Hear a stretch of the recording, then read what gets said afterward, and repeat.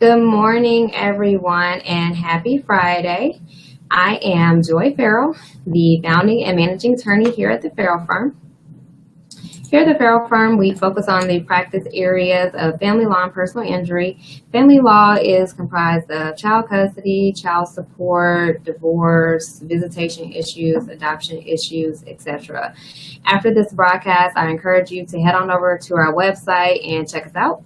So today again, we are here to talk about understanding child custody. Last week, I also talked about custody, so if you missed it, I'm going to give you a quick overview of what we discussed, and you should feel free to ask any questions about those issues discussed last week as well.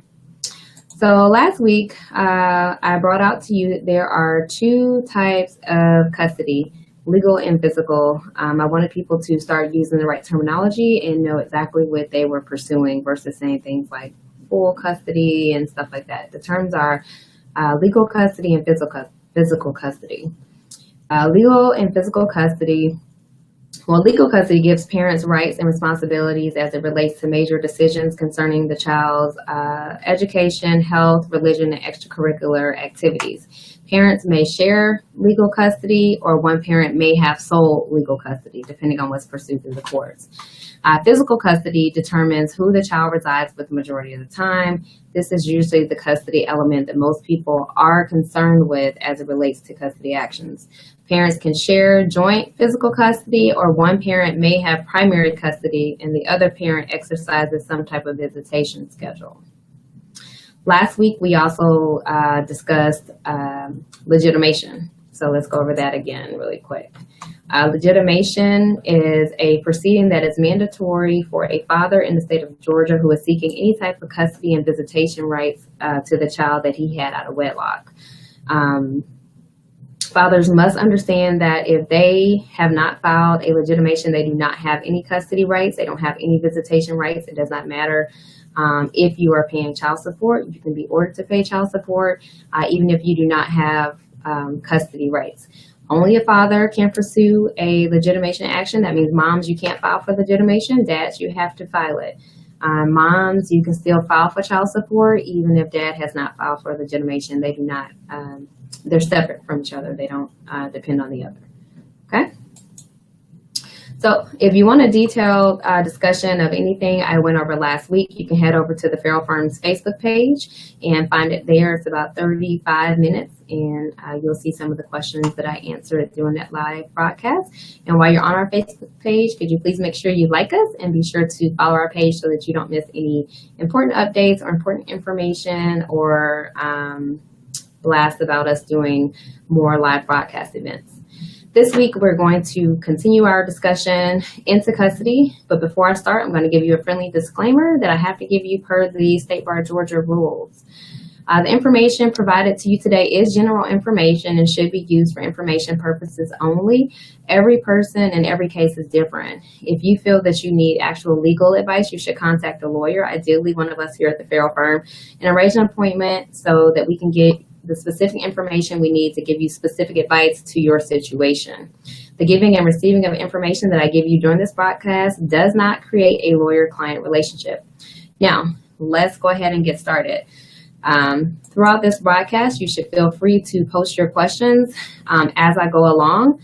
I will take a few minutes at the end to try to answer as many questions as I can, if not all of them. So today, I will be discussing what factors are considered when determining who should get custody and what are some options out there for when there is a disagreement about custody. So the first thing, like I discussed last week, the best interest of the child is a standard that the courts are required to look at when making a custody determination. I am always of the belief that parents should know and want what is in the best interest of their children in custody cases. So I always try to encourage parents to work together to come up with a plan that works for their child. However, that doesn't always happen and parents may disagree. So when parents don't agree as to what will happen with the child, we end up in front of a judge to be able to argue the case. This isn't necessarily a good or a bad thing. However, you just have to remember that when you go in front of a judge, this is a person who does not know you, doesn't know the other parent, doesn't know your child, and basically handles 1,000 cases, and you're going to have a few minutes or maybe a few hours, depending on how complex your case is, in front of the judge, and that person's going to determine the next 10 to 15 years, depending on the age of your children, determine those years of their life and how the parenting plan is going to happen. So if you and the other parent are in disagreement about custody, and you have to go before the court, here are some factors that a court is going to consider in deciding who should have custody of the children. First thing first, real quick, I want to dispel the myth that mothers are automatically favored in custody cases. While many years ago, mothers did seem to be favored, the law today is clear and explicit that there is no presumption in favor of the mother or the father when it comes to custody cases. There are a lot of fathers who have primary custody of their children, so mothers don't assume that you automatically win because you're the mother, and fathers don't assume that you can't fight against the mother for custody. So one thing the judge, and we're going to go over several here, one thing the judge looks at when deciding about custody is the love, affection, bond, and emotional ties between the parent and the child. Under this standard, the court is looking at the existing relationship between the parent and the child and what that relationship is like. Are there any special attachments? Are the parents loving and supportive of that child? Will there be any separation anxiety if the court were to remove that child from the parent's home? This factor can be easily met by both parents, except in the situation where one parent alienates the other parent from the child. If the child is alienated, how can there be a relationship formed? It's simple, there can't. And so that is something that we will argue if we represent the parent who has been alienated. The court will also consider love, affection, and bond between the child and other siblings. Here the court is looking at the relationship that the child at issue has with siblings, half-siblings, and even step-siblings. Basically, would there be any harm in separating the child from the siblings in a custody action if the child is going to have to move with another parent? Or would there be any benefit to moving the child in with the parent who houses the other siblings, step-siblings, or half-siblings? Another factor that is considered is the knowledge that each parent has about the child's needs. This means that basically court's looking at, well, how much do you know about your child? Do you know their dietary needs, their medical needs, their clothing size? Do you know their teachers, their school, how they're doing? This is basically trying to determine if you're an involved parent. You can't ask for custody and not know anything about your child. People who want custody are usually already involved in the child's life in some shape or form. If you don't know the basic things about your child's life, this is a clear red flag that, hey, you don't know anything about this child. Why should you all of a sudden be the primary parent making these decisions? So if your child is on medication, you should know what it is and how to administer that medication timely and properly. If your child is school age, at a minimum, you should know their teachers' names. I can't think of how many times I've had a parent on the stand who was seeking custody against my client, and I asked a simple question, what's your child's teacher's name? And they're like, I don't know. You can't not know basic information like that, but say you want custody, because that's something you would be very involved with is your child's schooling. So another factor that is considered is the capacity of each parent to provide the child with basic necessities like food, clothing, and day-to-day needs. So the ability to provide for the child is a common issue that comes up when one parent is much better off financially than the other parent. So let me dispel another myth here. A parent who does not have as much money is not in a lesser position as a parent who has more money. The courts have been clear that socioeconomic status does not play a part in making a determination as to who the child should live with. If you can provide the necessities for the child, food, water, shelter, you are okay. Just because you can't afford designer shoes, clothes, cars, etc. for the child doesn't mean that you are not a good parent. Put it simply, if one parent makes $30,000 a year and the other parent makes $130,000 a year, this does not make the higher earning parent automatically better suited. There are issues that actually comes along with both low income and high income parents. So, and when it comes to this category, don't assume anything here when it comes to providing for the child. The court will also take a look at the home environment of the parents. The home environment, we're looking at where and how the children will live. This is very important to the court. The court's going to be looking at, is this environment safe? Is this environment appropriate for a child? For example, you can't have 4 or 5 people living in a 1-bedroom apartment. Kids need their own bed. Kids should not be sleeping on a couch. Kids should not be sleeping on the floor. Kids should have adequate space and adequate living environments that are suitable for children. Kids should have a stable environment to go home to every single day, and not couch hopping, spending the night in different places each night because one parent doesn't have a set place to live. That's really, really important. So if you're going for custody or know that you're going to be pursuing a custody action, you need to make sure your house is literally in order before you go down that line. So if you live in a 1-bedroom apartment, you have 3 kids and you want custody, then you need to, at a minimum, get a 2-bedroom, really a 3, because if you have a 2-bedroom, that means all 3 kids will be staying in one room, and you will be staying in a room by yourself. So you need to have space big enough for your kids. Your kids need to have beds. They need to have clothing at your home and all those things. So if you're going to be looking at custody, make sure you have a home that is going to be appropriate for the kids.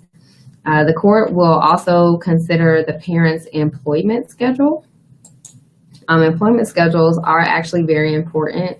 It's no secret that everyone doesn't work normal hours of 9 to 5. Some people work 12-hour shifts. Some people have to be at work at 6 a.m. Some people work throughout the night. Some people are constantly on call and don't have that set schedule where they know exactly what time they're getting to work and leaving work every single day. Your work schedule is going to be very, very relevant in a custody proceeding. You need to set yourself up to have a schedule that allows you to be present when the kids are at home or when they're going to school, when they're getting off the bus. So this is important because if you have young children, let's say under the age of 5 or under the age of 7 or something like that, and you have to be at work every evening at 6 and you don't get off until 6 a.m., what you're essentially telling the court is that, hey, I'm going to leave my kids at home by themselves so I can be at work from 6 p.m. to 6 a.m. That's not going to work. You're not going to win custody under that scenario. You're going to have a backup plan, either a caregiver or somebody who's going to come in and be able to take care of the kids, get their homework done, get them fed and off to bed, and also wake them up in the morning and start getting them ready for school and get them to school in the event you're late from work. And so in those kind of cases, we're going to be looking at, or the other parent is likely going to be saying, hey, I get off work at 4 o'clock and I don't have to be work till 8 o'clock, so I can have the kids, I can pick them up from school, I can do their homework, I can get them fed, and I can make sure they get to school. So if you have a schedule that may be sketchy in the eyes of the court, you want to go ahead and start talking to management about what options you have to be able to change your schedule in the event that you need to change that schedule if you're going to be pursuing any type of custody action. The court will also consider the ability of the parents to co-parent. Your ability to get along with the other parent is extremely crucial in custody hearings. If you intentionally alienate the child from the other parent or speak negatively about the other parent to the child, don't communicate with the other parent about what's going on, etc., that will likely be held against you. The person who has an ability to co-parent and communicate will have a better chance of winning. And what you guys need to understand with these custody cases, as soon as we file these actions or whatever, the other person starts trying to all of a sudden act the right way. But don't forget about screenshots and text messages that are already out there that are detailing exactly the behavior that you've had over the course of several months or several years. If you have a parent asking you to see the child or visit the child or do something for the child, and you're constantly saying no or not responding or whatever, if you're not giving the appearance that you actually foster a relationship, then that is not going to be smiled upon in the eyes of the court. It is no doubt that unless something is wrong with one of the parents and unless they're a threat to the child, it is very beneficial for a child to have a relationship with both parents. Another factor the court will also look at is drug use and family violence. The court will look at whether or not either parent has any substance abuse issues and whether or not there's a history or evidence of any family violence, sexual, mental, or physical child abuse. That's going to be highly relevant in any custody action. So you should expect, if you have any of that stuff hiding in the closet, you should expect that it will come out at a custody hearing. There are several other factors that the court will consider for custody, and I will touch on those in another broadcast. However, the factors that I'm discussing today are important to helping a court decide what is actually in the best interest of the child. In the event that, let's say both parents equally or roughly equally meet all these elements here and there's still a disagreement, and the judge, we're going to be doing a he say, she say, there is the option to bring in what we call a guardian ad litem. A guardian ad litem basically becomes an advocate or a representative for your child. A lot of times they're attorneys, but they don't have to be an attorney.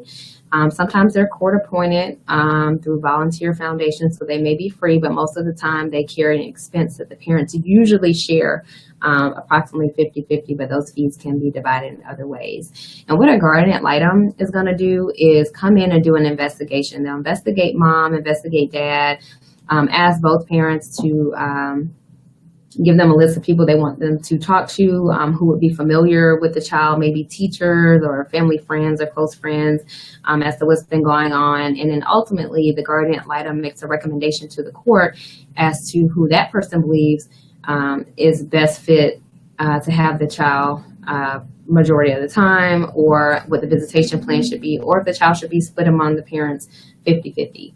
A guardian ad litem can do a written report to the court, or they can come in and testify. If you have a lawyer, what the guardian ad litem says is not an end-all be-all, but it is a strong factor that the court can look at. Sometimes courts do go against guardian ad litem recommendations, and sometimes they adopt the recommendation of the guardian ad litem, or sometimes they adopt it in part and then deviate in other areas. But just because the guardian ad litem says something doesn't mean your attorney can't go in and kind of argue against it, or if it's in your favor, add additional factors to support the guardian ad litem position. So a guardian ad litem is someone you can always elect to bring in your case. Also, if you file in counties like Fulton County, they have custody evaluators.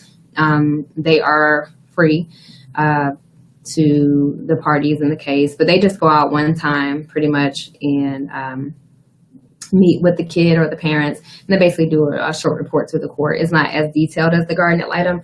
A guardian ad litem investigation can actually go on for several months, whereas the custody evaluator is usually just a one-time thing. So that's how that would work if there were a disagreement, and that evidence would go up before the court in making a determination. So now I'm going to take a second to answer any questions you guys may have today. So start typing. I don't see any questions over here right now, so I'll just give you guys a few seconds to type in any questions you want me to answer. Okay. Here's a question coming in from, I think it's Marcel Isimi. Does your firm set up payment plan arrangements? Yes, we do have some form of payment plan arrangements. Every situation is different, so it depends. This is from Stephanie. One question: when the other parent calls and the child runs and hide or start crying, kicking and punching her older sister when trying to make him or her speak to the other parent, what is the proper protocol to take at this matter? Stephanie, it kind of depends on the age of the children. We do get that behavior a lot, especially if the child is not as familiar with the other parent. And so you want to take steps to find out what you could do to get the child comfortable with speaking to the other parent. It's just like essentially when kids are little and they're babies and you give them green beans and they say, oh, I hate green beans, but you don't just stop it. You just keep giving it to them, providing it to them because it's good for them. And so eventually they'll get to a point where they say, oh, I love green beans. So if they are not wanting to have a relationship with the other parent, you need to kind of encourage your child to do that, maybe in baby steps, maybe a phone call or maybe short visits here or there, but they're going to have to get comfortable with knowing both parents. If there's something deeper into, if they're afraid of the other parent, you want to look into why there is a fear and maybe do some investigation there. But otherwise, you be the parent and you let the child know, hey, look, you have to talk to mom, you have to talk to dad, etc. This is from Jet. How can I get the mother of my children served for legitimation if she's jumping from county to county? Easy answer, hire us. We'll get her. Private process server is an option as well, but people always try to hide, but they can't hide for long. This is from Shannon. Can a father complete the legitimacy process without the mother? Can he complete the process as in he files it, tries to serve you, you don't respond, you don't show up to court? Yes, absolutely. So if you get papers for legitimation, then you absolutely need to respond because you'll have a custody order go in without any feedback from you. Okay. Okay, Stephanie, I see you saying that she's 5, your child. So yes, you need to. That's common for 5-year-olds. You need to go ahead and get her used to talking to the other parent. Larissa says, can I file a lawsuit for back child support? The law is iffy on back child support. There are instances, very specific instances, where you can get back child support, but it's not the way people think at all. So you probably need to come in for a consultation. We can go over that in detail with you and let you know what you can get, if anything, on a back support. Okay, I'm sorry, I already clicked on these.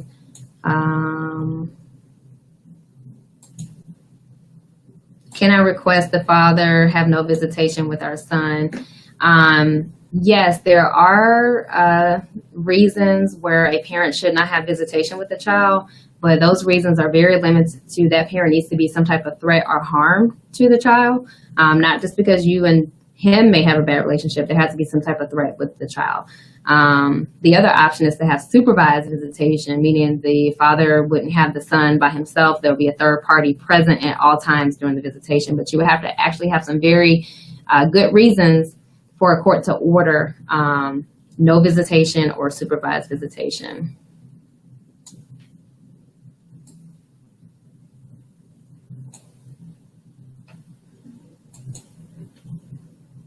What if you cannot find the other parent to serve, then what do I need to do? Depending on the type of case, you can serve it by publication, but that's only certain types of cases. Some cases aren't prohibited to serve via publication.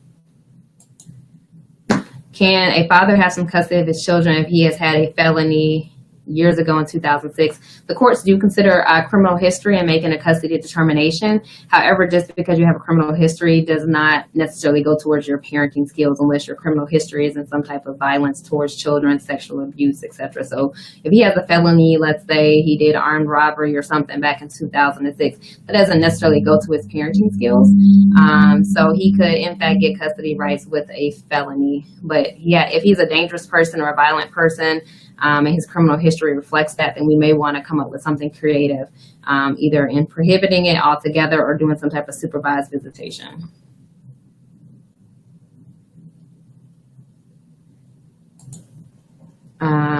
If a parent is not following a court amended order as far as not paying the child support amount ordered by that judge via a temporary order, be considered a determining factor in a custody battle.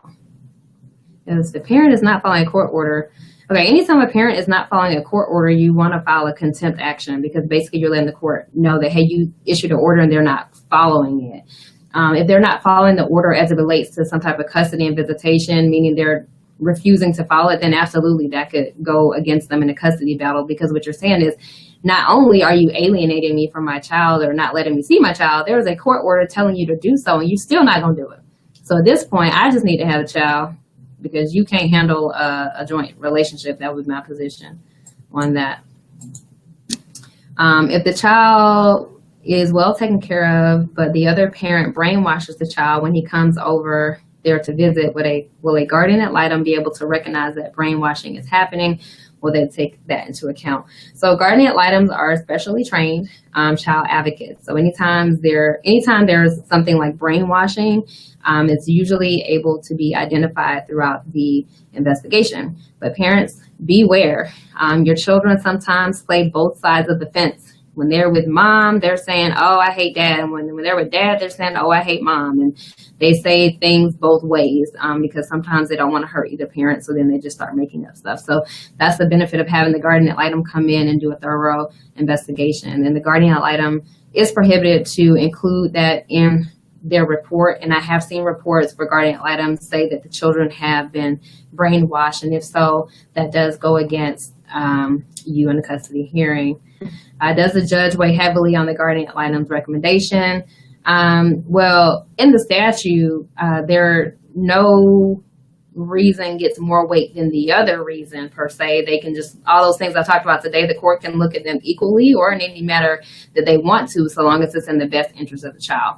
A lot of times judges do rely heavily on the guardian ad litem because the guardian ad litem is the third best person to know what's going on after mom and dad and the child, because the guardian has been to the child's school, talked to the family members, and most importantly has talked to the child and can relate to the court what the child wants and what's best for the child in a parenting and visitation situation.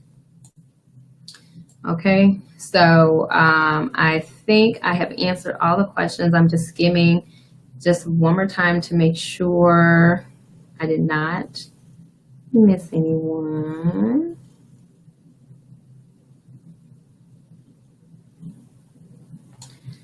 Okay, I think I answered all the questions. I'm just going to show this comment because I want everybody to see it. Shannon says she loves this and she will tell others to tune in and hire us. Definitely do that. And Shannon, tell them to all go to our website. They can check out more information about the Farrell firm there. So thank you for tuning in today. I hope that I was able to provide you some good information. If you have a custody issue and you would like to talk about that issue in detail as it relates to you and your children, then I encourage you to schedule a consultation. You can book a consultation online at thefarrellfirm.com, or you can call the office at 678-973-2803. As a thank you for tuning in today, if you call and book an appointment to come in on or before May 23rd, you can receive $20 off your consultation fee. You need to mention this Facebook Live broadcast at the time of booking. Thank you and happy Mother's Day to all the moms out there. Have a good one.